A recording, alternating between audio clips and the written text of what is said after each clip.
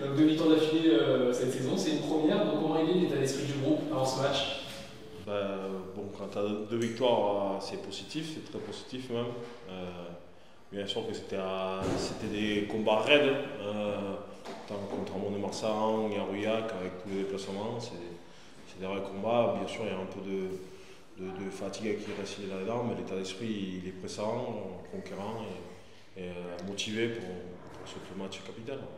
Comment vous avez fait justement donc, pour permettre ces 2 victoires? Donc il y a eu un début de saison un petit peu compliqué, et là on enchaîne 2 victoires. Qu'est-ce qui fait qu'on a réussi?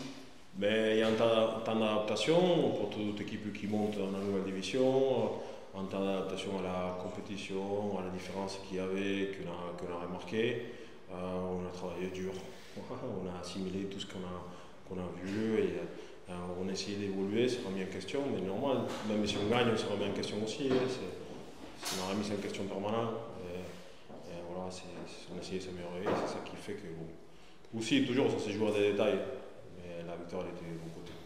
Et vous l'avez toujours dit, donc un groupe très soudé, même quand il y a eu des défaites, donc on n'a pas lâché prise. Est-ce que c'est aussi ça qui fait que on a su rebondir de notre côté? C'est un des facteurs importants.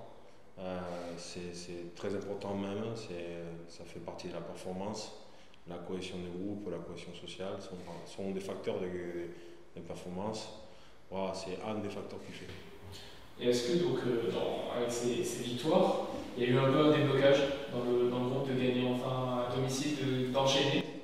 On souhaite toujours enchaîner les matchs, enchaîner les victoires. Après, comme l'a dit Mariano, c'est une remise en question qui est continue. C'est-à-dire qu'on gagne ou qu'on perde, on essaie toujours de s'améliorer. Donc là, on n'a qu'à vendredi de remettre le bleu de chauffe et de faire un gros match vendredi. Ouais. Est-ce que ça y est, donc le groupe a réussi un petit peu à s'accoutumer au niveau? On sait qu'il y a une grosse différence entre la troisième et la deuxième division au niveau. Est-ce que c'est aussi ça qui fait qu'on enchaîne plus facilement?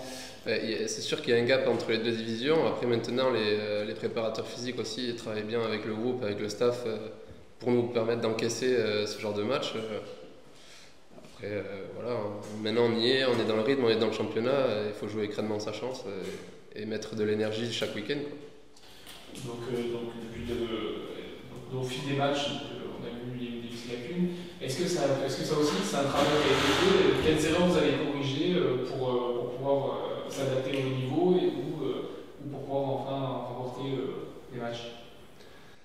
On a surtout travaillé stratégiquement. On travaille un peu plus que l'an passé sur la stratégie. On s'est adapté au niveau. C'est un championnat qui est dur, qui est raide, avec des profils physiques très importants chaque week-end dans chaque équipe. Donc c'est surtout sur tout l'aspect stratégique qu'on travaille chaque week-end pour aborder au mieux le match du week-end. Donc là, vous affrontez Valence Roman demain, un concurrent direct au maintien. Donc comment vous l'abordez ce match? Très, très sérieusement, Valence Roman il se retrouve à cette place-là par des petits détails. Il perd 2 matchs à les dernières minutes sur la dernière action. C'est une équipe très dure, on l'a rencontré déjà en préparation, qu'il a déjà fait en très grosse année en Pro D2. On l'a abordé très sérieusement. Je pense que c'est très important pour les deux équipes. Voilà, c'est un match, des fois c'était facile et fait, mais un match à 8 points pour les deux. Ce sera très important. Eux, ils vont venir avec l'envie de gagner. Nous, on va aussi jouer à fond notre chance.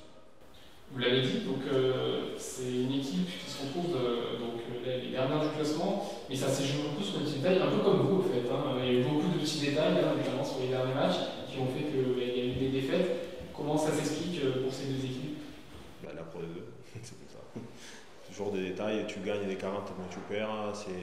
C'est un moment, un break du match, c'est très important. Chaque détail compte.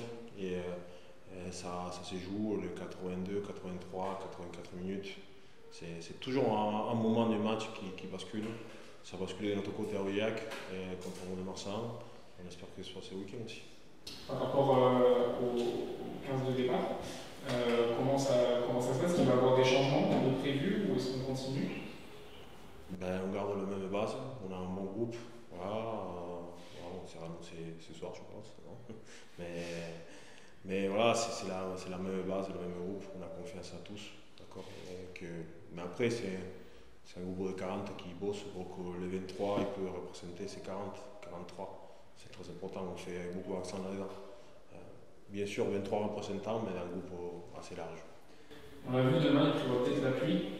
Est-ce que ça peut jouer aussi, ça, les conditions météo?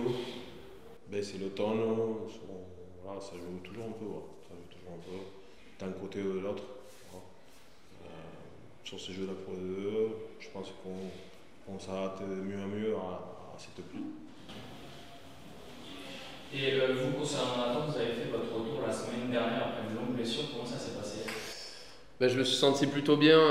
J'avais fait un gros travail en amont avec les préparateurs physiques. Ils m'ont mis dans de bonnes conditions. On n'a pas repris trop vite aussi la compétition. Donc, ce qui fait que quand j'ai joué, je me suis bien senti sur le terrain, ouais, avec mes partenaires aussi. Il y a quand même une base, une ossature qui a été gardée par rapport à l'an dernier. Donc, on a quelques automatismes aussi avec les gars.